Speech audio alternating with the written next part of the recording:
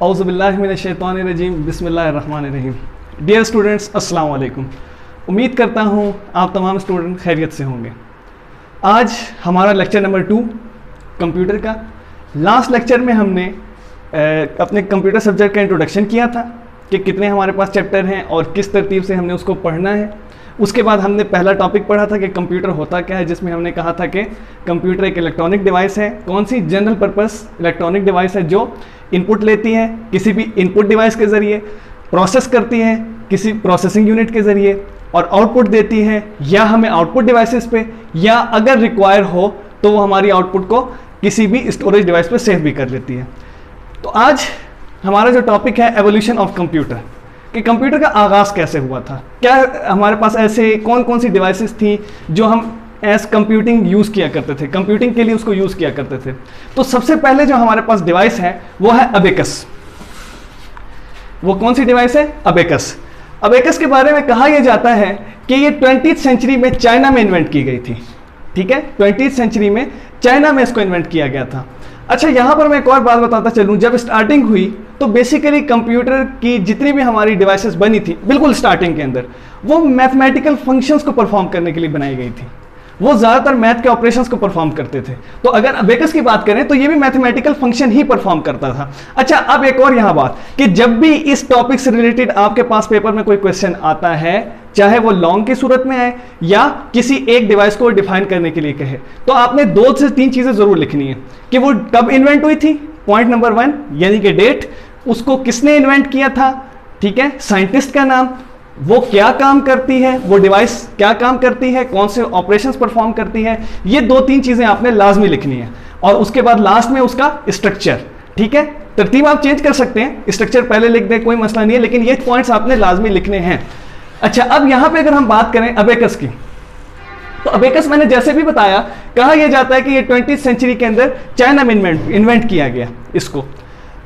अब इसके अगर स्ट्रक्चर की बात करें तो ये हमारे पास एक वुडन फ्रेम की सूरत में हुआ करता था जिसके ऊपर पैरेलल रॉड्स लगे हुआ करते थे। आपकी बुक के अंदर पिक्चर भी है, आप जरा पिक्चर को भी देखें। ठीक है, पैरेलल रॉड्स होते थे और उस रॉड के ऊपर क्या होता था? बीट्स। बीट्स का मतलब दाने। ठीक है, जिस तरह तस्बीह के दाने होते हैं उसी तरह यहाँ रॉड के ऊपर दाने लगा हुआ करते थे और उसको मूव करके, वो जो बीट्स थे वो इजीली मूवेबल थे, उसको हम अप एंड डाउन मूव कर सकते थे। तो क्या करते थे? उन दानों को मूव करके हम कुछ ऑपरेशंस परफॉर्म करते थे। और कौन कौन से अबेकस ऑपरेशन परफॉर्म कर सकता था? Number 1 addition, number 2 subtraction, number 3 multiplication, number 4 division. यानी देखा जाए तो बेसिक मैथमेटिकल ऑपरेशन सारे के सारे अबेकस परफॉर्म कर सकता था। प्लस माइनस मल्टीप्लाई डिवाइड, चारों के चारों बेसिक मैथमेटिकल फंक्शन परफॉर्म कर सकता था। नेक्स्ट जो हमारे पास डिवाइस आती है नेपियर्स बोन। ठीक है, जो नेक्स्ट डिवाइस है हमारी कौन सी है? Napier's bone. किसने बनाई? Scottish mathematician. ठीक है, एक स्कॉटिश मैथमेटिशियन था, उसने इस डिवाइस को इन्वेंट किया, उसने इस डिवाइस को बनाया। कब? 1614 के अंदर। अगर आप देखें यहां पर तो मैंने जो डेट्स हैं उसको स्पेशली सर्कल किया है। वो सर्कल इस वजह से किया है ताकि आप ये याद रखें, आप अपनी बुक में भी इस तरह की डेट्स अंडरलाइन करें, क्योंकि यही चीजें आपको ऑब्जेक्टिव में आएंगी। तो इसलिए आपने इसको अंडरलाइन जरूर करना है, तो अपनी बुक में इसको अंडरलाइन कर लीजिए। ठीक है, तो क्या भी बात कर रहे थे हम कि नेपियर्स बोन किसने इन्वेंट किया? स्कॉटिश मैथमेटिशियन ने। कब? 1614 के अंदर। नेक्स्ट अगर हम चले इसके स्ट्रक्चर की बात करें तो क्या है? It consist of wooden box. ये भी एक वुडन बॉक्स हुआ करता था, उस पे क्या होते थे? रोटेटिंग सिलेंडर्स होते थे। ठीक है, वहां पे क्या था? जो हम अबेकस की बात की थी वहां पर भी वुडन बॉक्स था, लेकिन पैरेलल रॉड थे जिसके ऊपर बीट्स हुआ करती थी। यहां पर क्या है? वुडन बॉक्स है, लेकिन उसमें रोटेटिंग सिलेंडर, और हर सिलेंडर के ऊपर 0 से लेकर 9 तक का डिजिट, 0 से लेकर 9 तक के हिंट से लिखे हुआ करते थे और इसी से हम कैलकुलेशन करते थे। कौन कौन सी कैलकुलेशन करते थे? क्या काम कर सकता था ये? इट कैन डिवाइड कर सकता था, और क्या करता था? और स्क्वायर रूट, नंबर के स्क्वायर रूट्स ले सकता था। ठीक है, divide and take square roots. दूसरा, इसकी एक बड़ी अचीवमेंट भी थी। ठीक है, क्या अचीवमेंट थी? कि इसी डिवाइस की वजह से क्या हमने इन्वेंट किया गया? लॉगरिथम। इस डिवाइस की वजह से क्या इन्वेंट हुआ? लॉगरिथम। ये लाइन भी आपने बुक के अंदर अंडरलाइन करनी है। थर्ड जो हमारे पास डिवाइस है पास्कलाइन। ठीक है, पास्कलाइन कैलकुलेटर भी इसे बाज़ दफा कहा जाता है। पास्कलाइन क्या था? French mathematician Pascal, Blaise Pascal French mathematician थे जिन्होंने 1642 में इस डिवाइस को इन्वेंट किया।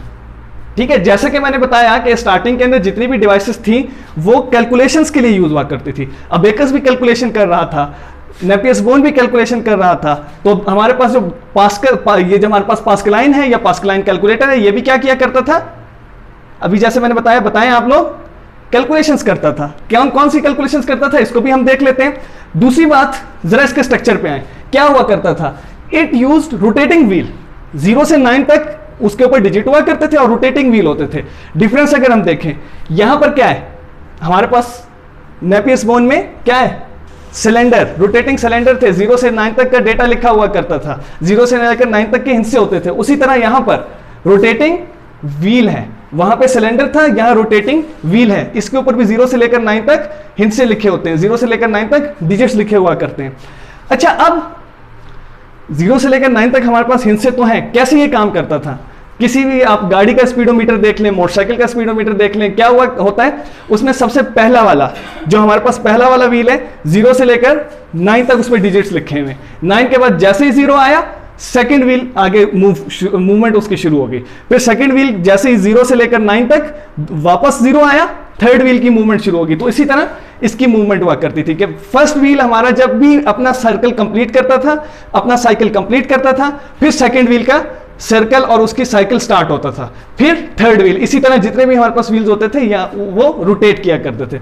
और इसके डिस्प्ले कैसे आता था, इसके डिस्प्ले के लिए हमने क्या किया था, छोटे छोटे स्लॉट्स बनाए हुए थे, उनके ऊपर इसका डिस्प्ले आया करता था। नेक्स्ट हमारे पास जो डिवाइस है, हॉलोरेट डेस्क। ठीक है, हॉलोरेट डेस्क, हमारे एक साइंटिस्ट थे हरमन हॉलोरेट, उन्होंने इस डिवाइस को इन्वेंट किया कब, 1890 में। एक दफा फिर मैं आपको बता रहा हूं कि आप यहां पे देखें, 1890, इधर 1642, इधर 1614, इधर 20th सेंचुरी, ये सारा मैंने सर्कल किया हुआ है, इस वजह से सर्कल किया कि आप भी इसको अंडरलाइन करें, यही चीजें ऑब्जेक्टिव में पूछी जाती हैं। तो क्या बात हम कह रहे थे कि 1890 में हरमन हॉलोरेट ने एक डिवाइस बनाई, कौन सी डिवाइस थी वो, हॉलोरेट डेस्क। अच्छा, अब बनाई ये क्यों गई थी, 1890 में अमेरिका में मर्दमशुमारी की जा रही थी, तो उसको हेल्प करने के लिए कि आसानी के साथ उसके हम रिजल्ट्स कैलकुलेट कर सकें, आसानी से हम रिजल्ट्स प्रोड्यूस कर सकें, इस डिवाइस को इन्वेंट किया गया, ये उसका मकसद था। ठीक है, अब होता क्या था, अगर इसके स्ट्रक्चर की बात करें तो उसमें एक कार्ड रीडर होता था। ठीक है, कार्ड रीडर क्या करता था, कार्ड में जो होल्स मौजूद होते थे, पंच कार्ड के अंदर जो जो होल्स मौजूद होते थे उसको सेंस करके हमें डिस्प्ले करता था, उसको सेंस करके डेटा इनपुट किया करता था, उसको सेंस करके डेटा को आगे प्रोसेस किया करता था। नेक्स्ट हमारे पास डिवाइस है स्लाइड रूल। स्लाइड रूल किसने बनाया, पहली बात ये लॉगरिथम के आइडिया पे इसको डेवलप किया गया। ठीक है, स्लाइड रूल को लॉगरिथम के आइडिया पे डेवलप किया गया। किसने डेवलप किया, इंग्लिश मैथमेटिशियन विलियम ओक्टेड ने इसको डेवलप किया। किसने, इंग्लिश मैथमेटिशियन विलियम ओक्टेड ने इसको डेवलप किया। कब डेवलप किया, 1614 में। ठीक है, 1614 में इसको डेवलप किया। अब अगर इसकी बात करें कि ये क्या क्या कर सकता था, तो ये क्या कर सकता था, डिवाइड, मल्टीप्लाई, ठीक है, डिवीजन और मल्टीप्लिकेशन, ये दो काम कर सकता था। उसके बाद इसके अगर हम स्ट्रक्चर की बात करें तो इसके स्ट्रक्चर में हमारे पास 3 पार्ट्स होते थे, एक को हम स्लाइड कहते थे, दूसरा हमारे पास रूल होता था और थर्ड एक ट्रांसपेरेंट कर्सर होता था। एक स्लाइड, दूसरा रूल और थर्ड ट्रांसपेरेंट कर्सर। इसकी भी आप डायग्राम अपनी बुक में देखें, अगर नहीं समझ आती तो उसको आप पूछ लें। ठीक है, उसको आप बुक में देखेंगे तो आपको पता चल जाएगा ये कैसे हुआ करता था। उसके 3 पार्ट्स आपको वहां पे शो किए गए हैं कि हमारे पास कर्सर क्या था, उसके बाद स्लाइड क्या था और रूल क्या था। तो जो हमारा नेक्स्ट टॉपिक होगा, जो हमारा नेक्स्ट लेक्चर होगा, उसके अंदर हम मार्क 1 और डिफरेंस इंजन और एनालिटिकल इंजन पे बात करेंगे। मार्क 1 में हमारे पास 2 बड़े इंपॉर्टेंट टॉपिक आएंगे, क्लाउड कंप्यूटिंग और हाई परफॉर्मेंस कंप्यूटिंग से रिलेटेड। तो नेक्स्ट टॉपिक में हम उसको इंशाल्लाह पढ़ेंगे। अगर यहां तक आपको कोई बात समझ नहीं आती तो उसको आप जरूर पूछें। तब तक के लिए, जब तक हम नेक्स्ट टॉपिक में मिलते हैं, अल्लाह हाफिज।